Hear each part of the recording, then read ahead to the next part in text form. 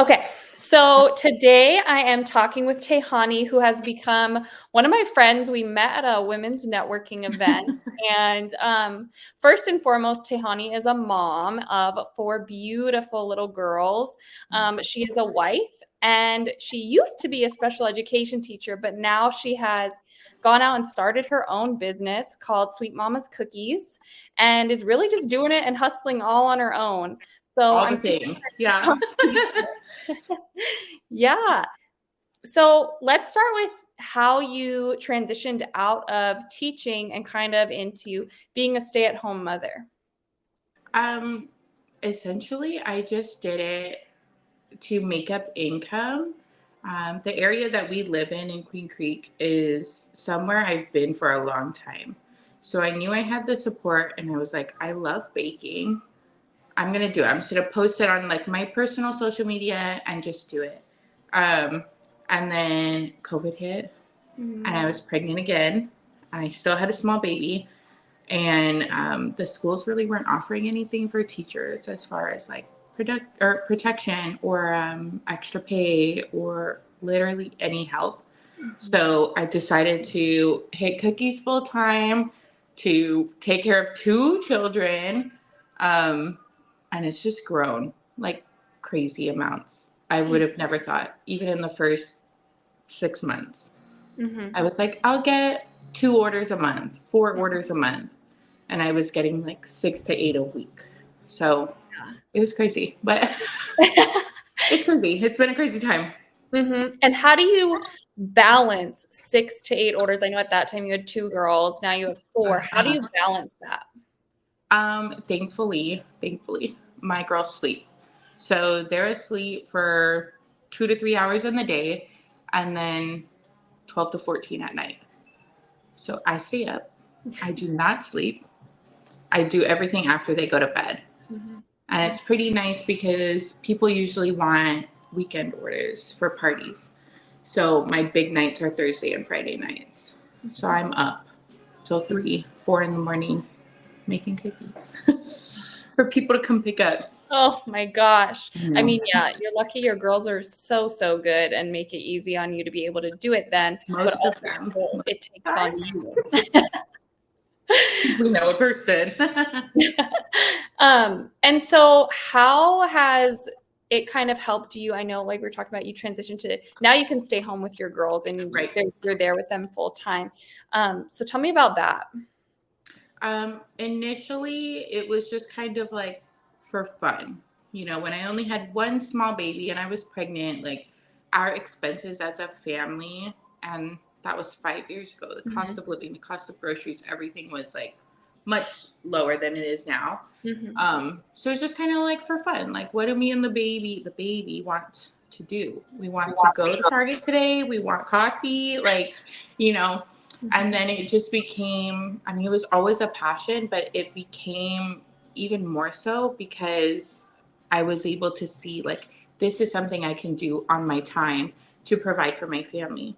Because Mhm. every year for 4 years, I was pregnant for more than 4 years, but every year we had a kid. Yeah.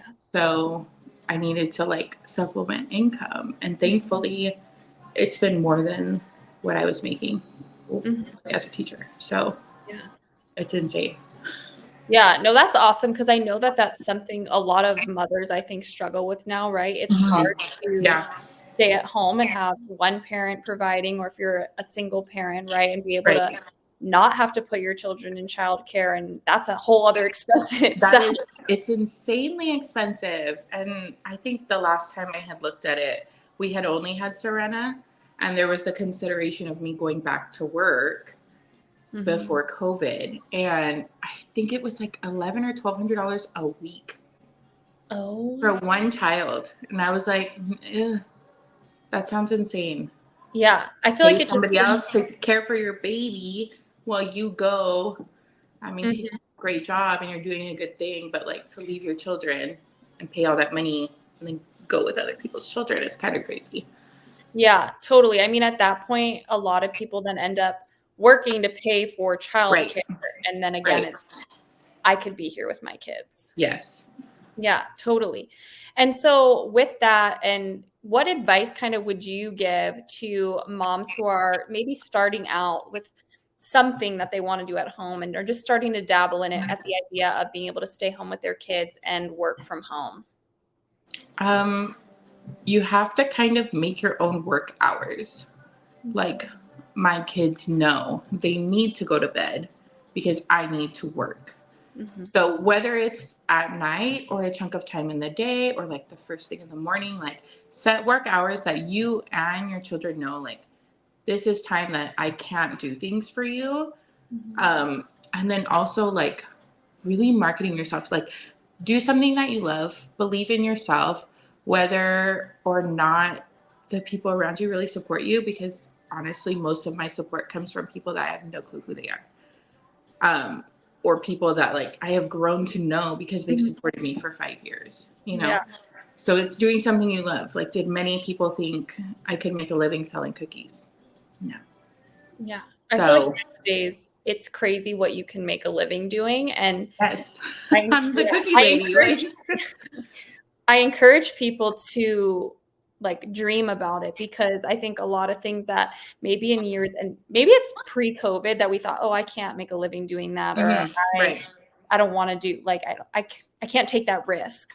Yeah. I encourage people to do that now, because I see so many people passionate about what they're doing and able to have a flexible life and be with their families in something Mhm. that maybe 5 years ago you were like, what the heck? I couldn't do this then. Yeah. I mean, and the other thing too is like to be kind of flexible and, have a business plan or know what you want to offer and how you want to offer that, but also realizing like as you do it, things are going to change.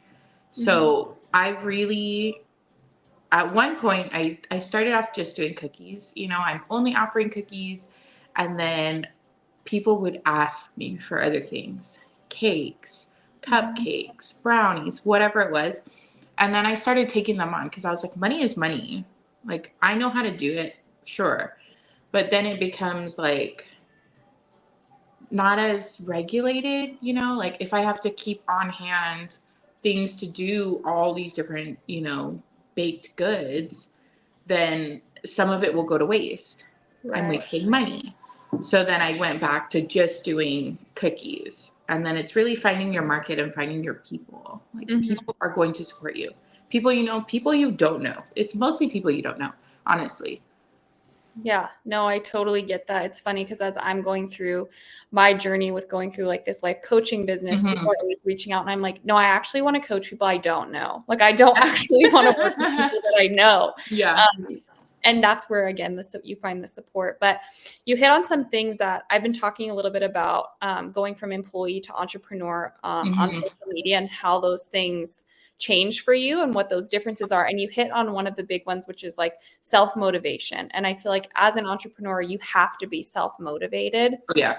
And like you shared, like having the schedule and being disciplined enough to, like, your kids understand, okay, it's time for mommy to work. Right. How do you keep that up all the time? Sometimes it's harder than others, Mhm. especially in the busy season, which is coming up for me. So that's like October through February. There's so many holidays, there's so many events because I do like local events stuff. Mhm. But also, I'm a mother first, and I enjoy celebrating all of those things and making them special with my kids. Mhm. So it's really come down to like the beginning of the week.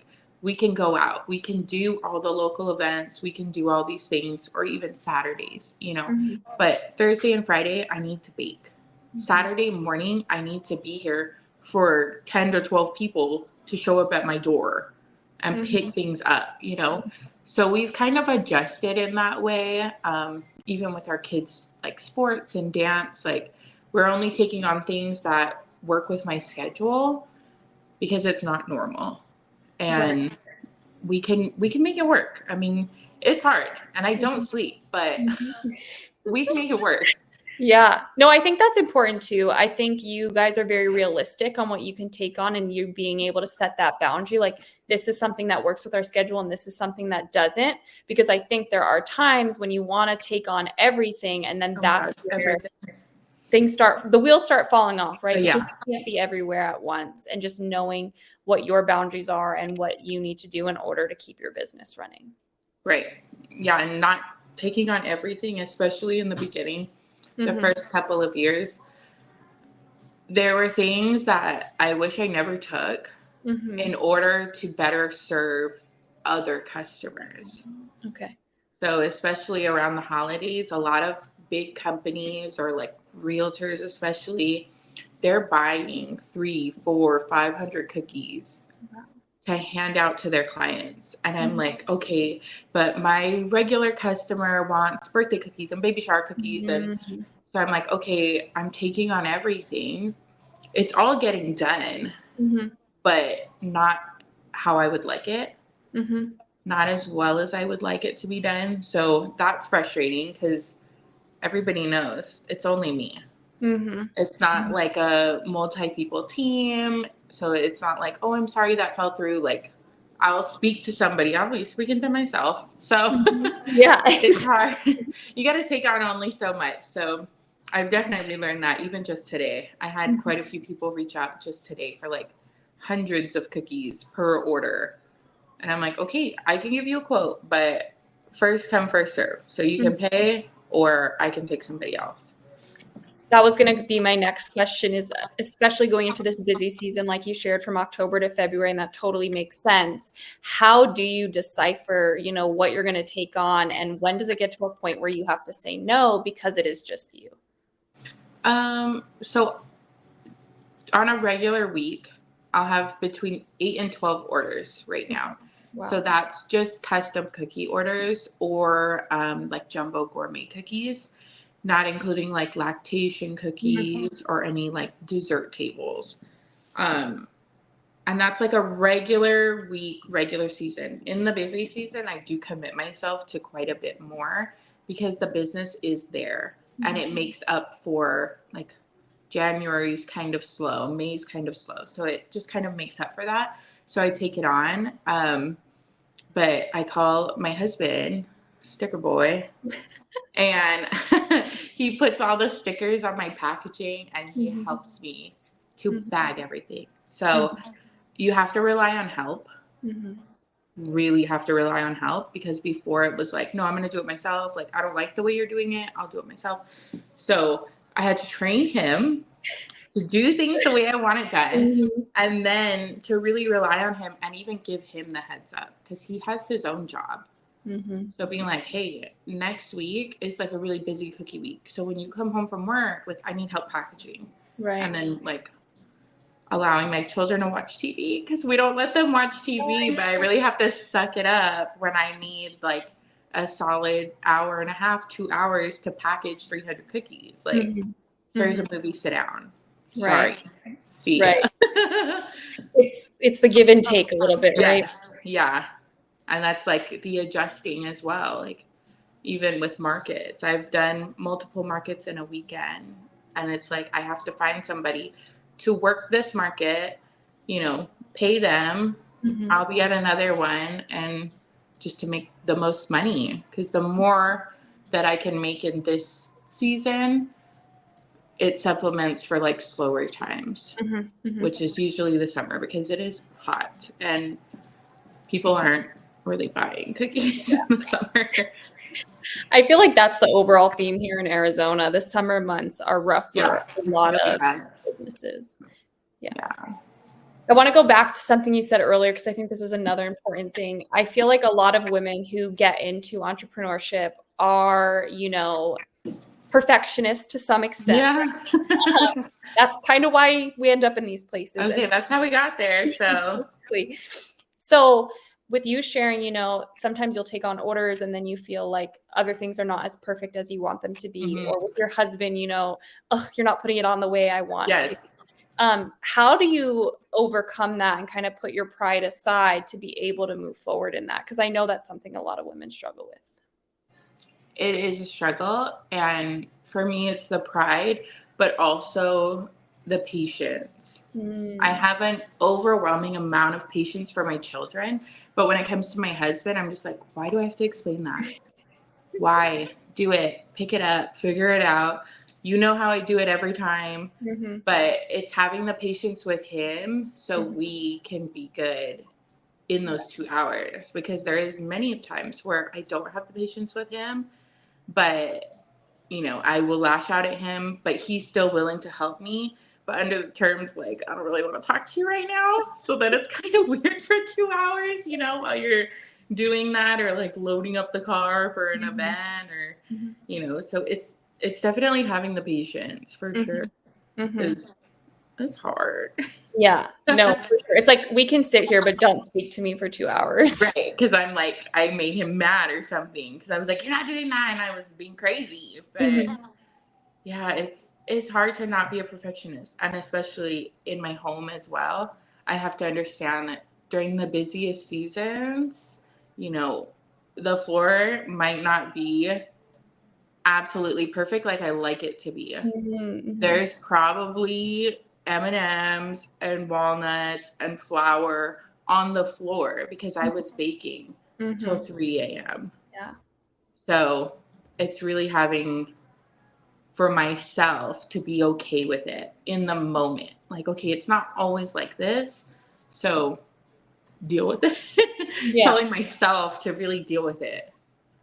Yeah, because there's an end and it's a season Right. that you're going Like through. in 2 days, we'll clean the floor. But like right now, if I clean it, I'm wasting time and it's going to get dirty again. Right.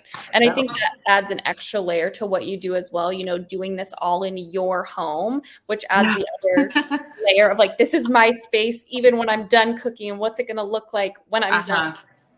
And like our home, people come here. My kids' friends, Mhm. they all love coming here. My friends, they love coming here. So it's like, it's that looming factor also of like, or Mm. my parents stop by. They will Mhm. stop by individually, they will stop by together, and there is no notice.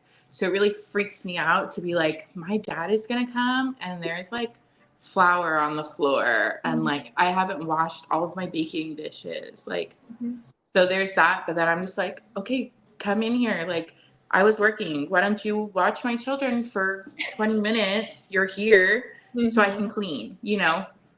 So it's dealing with it and asking for the help, really. Yeah, those are really it. I totally agree with you. When my in-laws come or when my parents come, obviously they don't Uh-huh. live here, I like go into crazy mode and like the house Yeah, needs to I'm be a crazy person. a crazy. My husband's like, okay, it looks like we could operate in here, like chill out. Like that's how I like Yeah. it. Yeah. It's that. I mean, my parents, if they say we're on the way, that's 4 minutes. And I'm like, it looks how it looks. So then Mhm. I literally will tell my dad, like, okay, watch my children. I'm going to wash the dishes, or I'm going to finish this batch, Mhm. whatever. So Mhm. it's unexpected help, but it's mostly good. Yeah, no, absolutely. I think that's great advice for being able, move forward in those moments and to keep pushing forward. Mhm. Something else you shared, obviously, you're a mom and you shared about how, you make it work with your kids. But then Mhm. how do you also, because you shared with your husband, right? It's like silence, you're going to help me and we're going to get through this. But how do you keep your relationship in a good place when you're working out of your home all day? How does that work for you guys? So I try to do stuff with the girls. We're pretty Mhm. active as a family. I Yes. take them out and I do stuff so that on those days where it's my work time, they don't feel like they've been here all week. So Mm, they've already gone, between Monday and Wednesday or Thursday, they've already gone out like mhm, 2 or 3 times. So they're good. They're willing to sit here, play with their toys, whatever, while I bake. Um, with my husband, it's like, you know, our dining room and kitchen area is next to like our formal living area. So if I'm baking, he'll sit there and he'll start playing his video games, and then like we kind of talk a little bit as long as his friends aren't online. mhm, Um and like we'll talk about work, or like I'll be like, "Oh, these orders I have coming up," or this with the kids, or our social lives, whatever. Men love the tea, so I give them all the tea while I bake. I love it. Yeah, so we spend a lot of time as a family right now. I think we're both really committed and we both understand that this portion of our life is like really for building up our kids. we'll have Mhm. our separate time together, our alone time together in years down the line, but it is coming. Yeah, when all So, 4 of them are in high yeah, school together, which is seriously. Or like, terrifying. who wants to watch 4 or 3 toddlers and a baby right now? Nobody. So we haven't been on a date in 3 years, but we understand that that's like the season of our life right now. So those moments where we can like just chat Mhm. about things going on or things coming up, as I bake and as he plays video games, like the girls aren't here to disrupt us or talk to us or need Mhm. anything. So we take that time. But I mean, aside from that, he goes to bed. And then usually when I crawl into bed, his alarm goes off for work and he like leaves. Yeah. So, yeah. I think it's good though that you guys are able to just kind of be in the same area and able to Hmm. connect, and you do make intentional time for that. It doesn't necessarily have to be a date night out and with Right. distractions, right? You guys are able to commit to that and understand that. And I think it's healthy that you guys communicate and talk about those things, right? Like right Right. now we're building our It's not romantic, family. but it works. Yeah, and it's what works for you guys now. And I think that that's what's important at the end of the day. Yeah. Right now we know that's what's working. We Yeah. hope to one day be back to date nights, nice outfits, like Mhm.